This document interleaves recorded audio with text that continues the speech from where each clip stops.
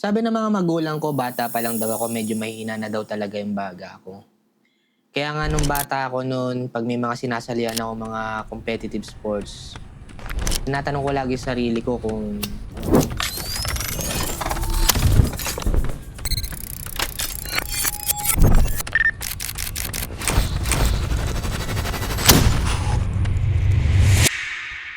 kakayanin ko kaya?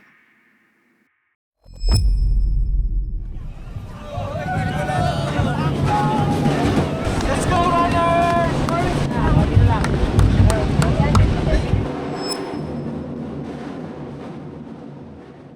First week ng October no, nung magbukas yung QC Eco Run 2025 for registration ng fun run nila. So last year dapat kasali dapat ako doon, kaso nga lang umalis ako noon eh. Yung dalawang kaibigan ko lang na nakasali noon.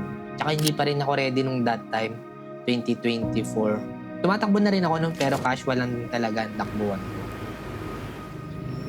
So yun, dali-dali kami nag-register noon kasi nga baka maubusan ng slot kasi isa yun sa mga fun run na medyo mura yung presyo.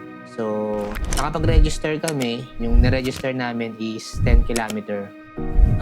After nun, one time, binisita ko yung website mismo ng run event ng QC Eco Run. And then, tinignan ko lang yung mga details. Then, chinek ko hanggang maya-maya napaisip nga rin ako. Sabi ko, kakayanin ko kaya? Tumatakbo na ako before pero casual run lang talaga. Pag tumatakbo ako noon, mga 3 to 4 kilometers lang, mga ganyan. Hapong-hapo na ako noon. Hindi talaga ako sanay yung tumatakbo ng malayuan. Walking, sabi ko walking jog lang eh. Hindi ako nakatiis eh. Pangarap ko rin naman talaga kasi makasali sa mga ganyang run event. Sabi ko kahit 5 kilometers lang, maka-experience man lang ng mga ganyang event. Medyo mahina nga talaga ako tumakbo. Sabi ko nga, 3 to 4 kilometers nga lang, medyo hapong-hapo na ako. So, tumatakbo lang talaga ako para, alam mo yun, magpagpag, ganun. Bilang isang first-timer din kasi, hindi ko rin talaga sure kung kakayanin ko yung 10 kilometer run. Pero sabi ko, andito na rin naman eh. 10 kilometer kasi medyo hindi rin kasi talagang birong distansya yan. 10 kilometer is one of the stepping stone kung gusto mo karirin yung pagiging marathoner or kung gusto mong makaabot hanggang full marathon na tinatawag nila in 42 kilometer marathon. So, 10 kilometer kahit papano, sabihin mo, yan yung beginner to intermediate kasi yan. Diyan susubukan na rin talaga yung abilidad mo. Patience mo, discipline mo, no? Kakayanin mo ba? Basta marami nung nagte-training ako noon. Ito na boy, ahon na. Ahon na tayo. Ahon na. Isang ikot kaya ako dito sa junction.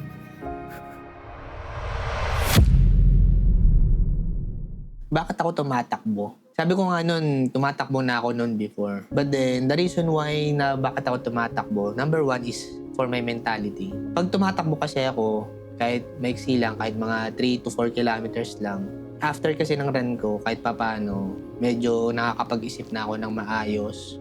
Alam mo na, medyo marami na rin tayong mga iniisip na bagay-bagay, di ba?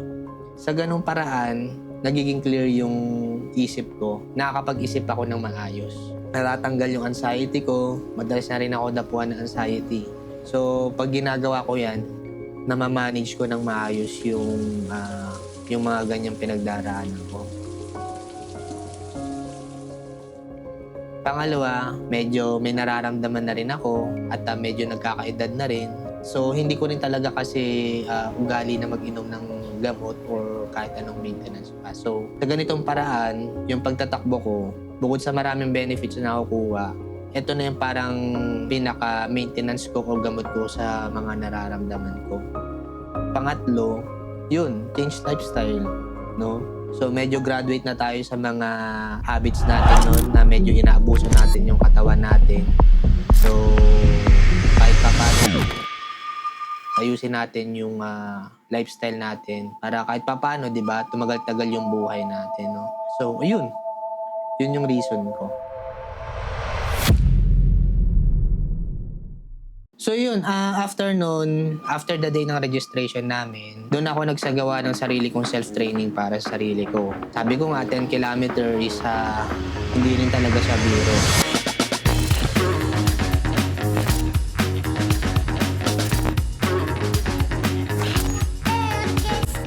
So that's the entry to intermediate level. Actually, kung fun run lang din naman ang gagawin mo sa 10 kilometer, matatapos mo siya. Kung wala kang goal accomplishment na kung anong oras mo siya matatapos yung ganito. Kasi in 10 kilometer run, bibigyan ka doon ng parang 2 hours ata para matapos mo siya. In 2 hours, matatapos mo talaga siya. Run-walk combination. Pero syempre, bilang isang first timer, gusto ko rin kahit papano magkaroon ng challenge sa sarili ko. So, hindi lang natin siya gagawin for fun run. So, kailangan meron tayong i-meet or i-accomplish na oras na kailangan matapos natin tong 10 kilometer na yun. So, kahit pa paano, syempre, kahit fun run lang yun, meron pa rin tayong challenge sa 10 kilometer na yun. At para matesting din natin talaga yung ability natin, yung endurance, yung speed, pagdating sa mga ganitong activities. So, bali meron kaming 8 weeks preparation noon simula nung nag-register kami noon. Kulang-kulang 8 weeks yung preparation namin. Nung mga first 2 weeks ko noon, doon ako nag-umpisa mag-tatakbo-takbo. So, nakakapag-takbo na ako ng 5 kilometer. Para sa'yo to, gout. Oh, man. But then, yung mga second week ko noon, medyo nagkaroon ako ng absent noon related kasi sa work. Kaya hindi ako nakapag-training. Pero nung third tsaka fourth week ko noon, bumawi naman ako noon. So, nakapag-lose na ako ng weight noon kahit papano. 71 kilogram. That's from 75 kilos. Tsaka nagiging consistent ako sa takbo ko. But then, yung speed ko, hindi ko alam, hindi ko matansya kasi, ayun nga, wala akong basihan. Kumbaga, ang basihan ko lang din kasi yung oras. Pero nakakapag na ako noon, nakakatakbo na ako ng 5 or 6 kilometers. 6 kilometer. Last 2. After ng 4 weeks na yun, na-realize ko, sabi ko, bakit ganun parang walang progress yung ginagawa ko. Sabi ko, tatagos kaya ako ng 10 kilometer. Ilang linggo na lang, so last month, November, yun na lang yung natitira kong training days. Kaya medyo napahinto ako nun. So nag-break ako nun ng mga 2 to 3 days ata ako nag-break nun or 2 days. Alam ko 2 days lang nag-break ako nun, hindi ako tumakbo nun. So ayun, for the last 4 weeks na remaining training days ko, so dito na ako nag-deep dive research sa mga ginagawa kong kalokohan. Kasi sabi ko nga, medyo nakarealize ako na sabi ko, ba't parang walang progress? Ayun, hanggang sa napabili rin ako ng sapatos. Na wala naman akong balak bumili ng sapatos. Napabili ako ng tamang sapatos. So, umorder tayo ng running shoes mismo kasi yung ginagamit kong sapatos is hindi talaga siya running shoes eh. Ano siya, pang cross training talaga siya. Ito. Yan yung ginagamit ko talaga ng sapatos. Hindi talaga siya hindi siya literal na pang running. Pang cross training lang talaga siya. Pag tumatakbo na ako ng malayo, mainit sa talampakan, umiinit na. So, kaya nag-decide akong kumuha ng bagong sapatos. Sana hindi tayo magagaling. Binibreak in din pala yung mga ganitong sapatos. Diyan ko din nalaman na iba rin pala yung ginagamit na race shoe. Smartwatch, napabili din ako. Kasi malaking bagay din siya para ma-monitor mo yung training performance mo. Diyan ko na rin kasi binabase yung heart rate ko. Touchscreen kasi responsive siya men. So tayo neto kasi medyo parang bumibigay yung tuhod natin. 5 days to go na lang. Let's go!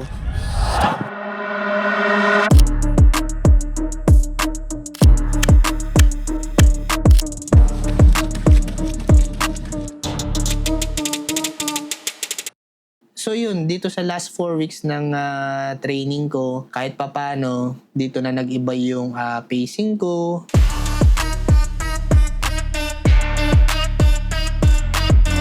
Dumagdag yung bilis ko kahit papano. And And then dito ko rin natutunan yung tamang breathing while running. At this point dito medyo naging intense na yung training ko rito. Marami akong natutunan, mga nalaman na term na hindi ko naman naririnig noon tungkol sa pagtatakbo, katulad ng mga VO2, anaerobic, aerobic, ano ba yun? Tamang pacing, HR zone, ano ba yung zoning, may mga zoning pa. Ang daming nagbago sa training ko noon. Nag-iba yung weekly training ko noon. So, medyo naging intense yung training ko sa last 4 weeks na ginawa ko. Based sa ginawa kong research about sa self-training ko. Nakuha ko naman at naramdaman ko nagkaroon naman ng progress sa ginagawa ko. Wala tulog yan, oh. Nanto. Hey. Alas 8, tulog na ako. Ay, hindi. Mga 9 siguro. Nanonood pa ako ng pampaantok, eh. Pinagod ko yung sarili ko kahapon. Dami kong ginawa. Ano number mo, men? 1, 2, 9, 3, 9. Podium 1. Podium 1 yan, Ben, ha? Podium 1. Walang tulog. Shoes. New shoes. T-shirt mo. Nilabang ko pa yan, ha? Swerte! Ano mo, swerte! Nilabang pa talaga. Anak ng Diyos, boy. Out na kami, guys. Nung oras na 5:30 pa naman yung umpisa, eh. 4:40 pa lang. Let's roll out, boys.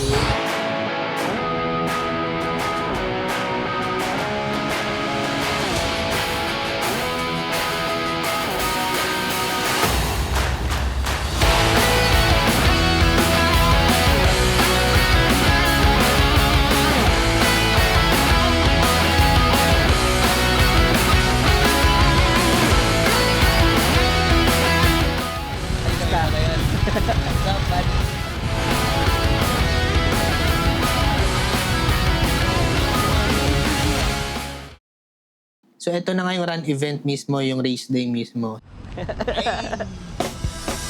Pagit ka tao, man. Actually, pagdating namin doon, muntikan pa nga kami malate noon. Parang 1 minute na lang mag-uumpisa na. Pero nandun pa rin kami sa may baggage counter. May dala kasi kaming gamit. So, pinaggage na muna namin. Daming tao, guys, oh. Yun. Wow. Parang nasa mall, eh, no? Salamat, Ate Joy. Dahil mong pera. Ano? Alam mo, nasa SM ka, eh, oh. City Hall ba yan? Hindi na nga kami nakapag-warm up noon Cedric, ano lang eh, puyat lang ang bahon eh. Dati, Ito eh. Napangalmusal yan. natibog talaga mamaya boy, no? FE! Talaga to. Ang daming tao, men. So wala nang warm up. Nag-warm up kami parang, ewan ko, 1 minutong stretching lang ata yun. Pwede ka na mag-warm up kasi sobrang init. Ang daming tao eh. Dire-diretso na.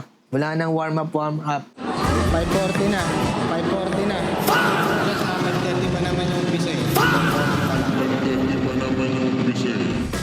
5:40 na. Tara na guys!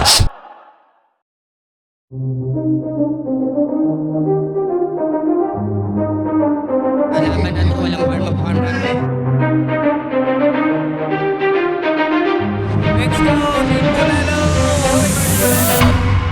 So yun, after nun, nung nakalagpas na kami sa starting line, It's boogie time!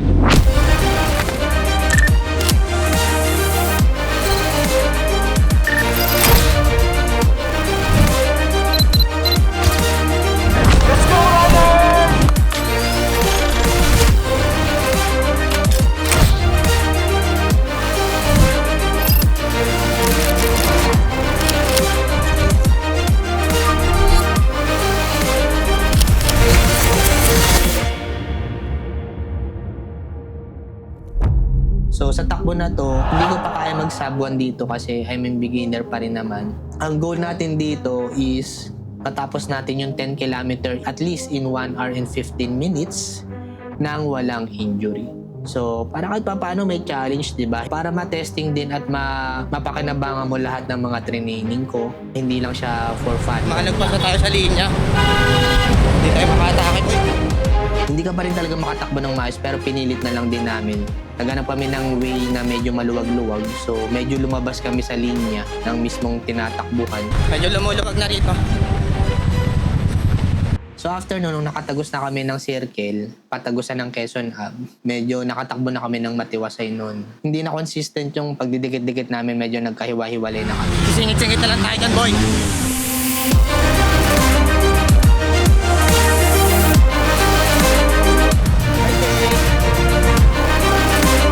Kilometers.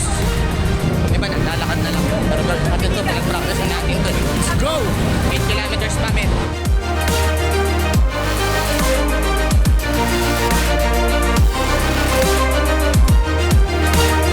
Saktong pacing lang, men.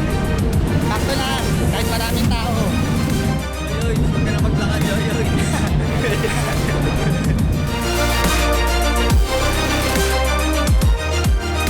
Sobrang exciting ko, mali yung naging execution ko. So parang mga first 2 kilometers ko, medyo ang bilis ko ata. Ang bilis ng pacing ko. Mali yung naging execution ko. Siguro sobrang Ang bilis excited ka ng pacing siguro. ko. Kasi 7 lang. Pero malayo pa tayo. Bagal ang bagal, bagal. Ang ganda ng bounce ng sapatos. Yung una kong gamit ng sapatos na yan, yung una kong suot na yan, medyo okay. Pero nung ginamit ko na, dyan ako nakapag-unlock ng 10 kilometer. Tapos ko, guys. Ito, kita nyo, guys. Woo! Ayun. Medyo mahaba na rin nilalakad ko. Masakit lang talaga siya pag nilalakad. So, ang nalalakad ko pala siguro parang may mga 300 meters away. Kasi nga, nagpapa-cool down na lang ako. Ewan ko Pero second time aron ko pa lang to ginamit. Sakit sa paa, grabe, sobra. So far, medyo nakakapako na yung sapatos. Yung una talaga, di ko pala bago so hindi ko na ibenta. Pero malaman pa natin sa mga next run natin kung medyo okay siya hanggang runway. So yung walang naramdaman yung bounce ng sapatos, hindi ko to nararamdaman nung nagte-training ako eh. Dapat tayo sa kalahati. So yun, dire-diretso lang. May nakaikot na ako. Nung unang uphill namin, actually, unang uphill yung sa may tunnel pero hindi naman ganun ka, flat in elevation naman siya. Hindi naman siya ganun katarik. Ang matarik is yung patawid ka na ng West Ave, then aakyat ka na, uphill na yun papuntang Fisher Mall, then pababa, then pa-U. Uphill na tayo guys. Ito na yung training natin sa atin. Let's go! Ano natin, uphill na.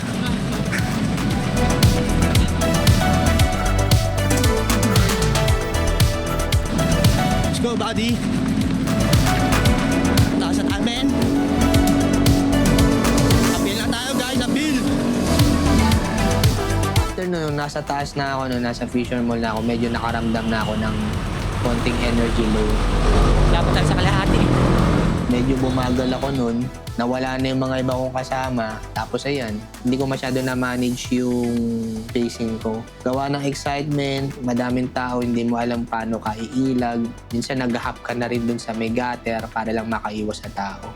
O ayaw mo naman maglakad kasi nga masisira yung pacing mo. May ina-achieve kang time na matapos mo yung 10 kilometer run. Ito na yung alaban talaga pag liko na ito na.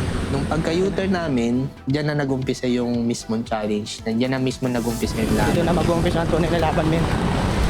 Kasi yung U-turn na yan, hindi siya same dun sa unang dinaanan mo. Let's go, men. Pagka U-turn mo dyan, may uphill agad dyan. Papuntang Ever sa may tapat ng Fisher Mall. Then pagkatapos yun, bababa ka. Kababa mo nun, uphill ka ulit. Papunta dun sa may papuntang West Ave. Uphill yun, men. Medyo yun, matarik yun. Kaya medyo challenging talaga siya. Then after nun, Hindi tayo puro second to the last uphill. Medyo mataas din to. Let's go! Uphill, baby. Tapos tayo guys, tapos. Tapos uphill.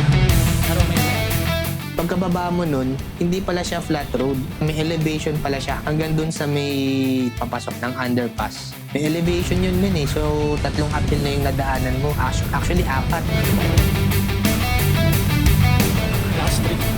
After nun, biglang bubuhos yung mga mag-u-turn ng mga 5 kilometer runner. May merge na rito yung 5 kilometer. Dito marami-rami na.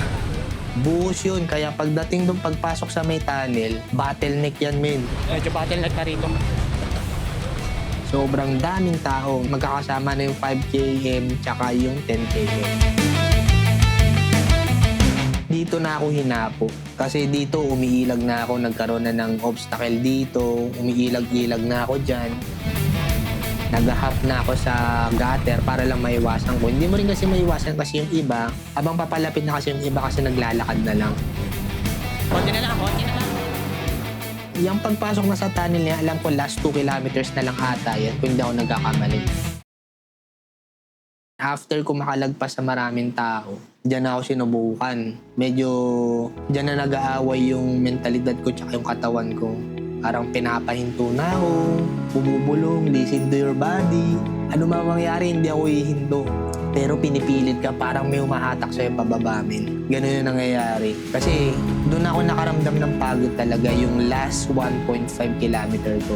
Na ang dami kasing tao, inilag-ilagan mo yun. Nagpa-flashback ba yung mga habang nagte-training ka, ganito, ganyan. Kasi nga, sabi ko, akala ko kasi talaga hindi ko talaga kakayanin. Mahina talaga ako, mahina ako tumakbo.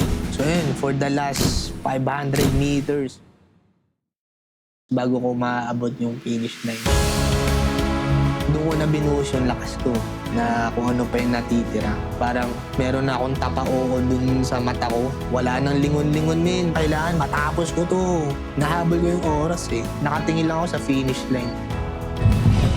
Kilometer na yun. Before the finish line, medyo huminto na ako doon kasi hindi ka na rin makakatakbo. Sobrang dami na rin kasing tao. So, pumipila para abot ang ano ng medal. So, yun. Naawa ng Diyos. Natapos ko nang hindi ako umihinto. Nakuha naman natin ng maayos, ng may dangal, yung 10 kilometer, men.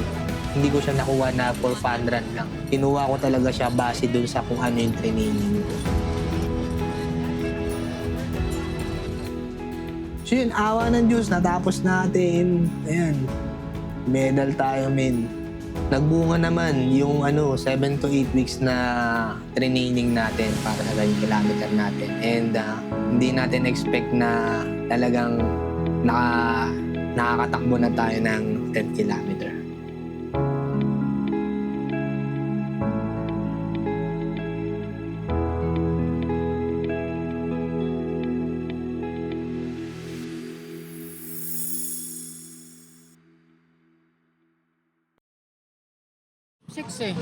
That's a wrap, boys. That's a wrap. Shawarma wrap.